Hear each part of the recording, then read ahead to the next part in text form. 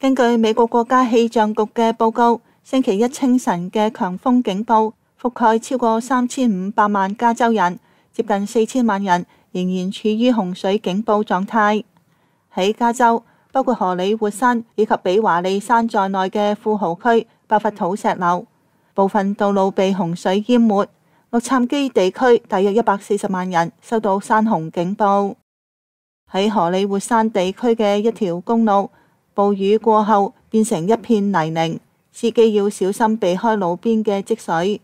而一啲地區就遇到山洪襲擊，導致一啲建築物受損，到處都係殘垣同碎片。喺加州嘅聖塔芭芭拉，有樹木倒塌砸住建築物。喺洛杉磯嘅聯合車站水浸，乘客都要涉水前行。This is my house actually, and my son lives up the street, and he came down and banging on the door. He says, "You got to get out here quick." So that's what woke us up at 7. 而洛杉磯消防局發言人艾瑞克斯科特就建議民眾減少出行。Try to stay home if you can. We're really encouraging people to limit non-essential travel. That was part of our success for battling Hurricane Hillary in the recent past, because we are getting some potentially historic amount of rain.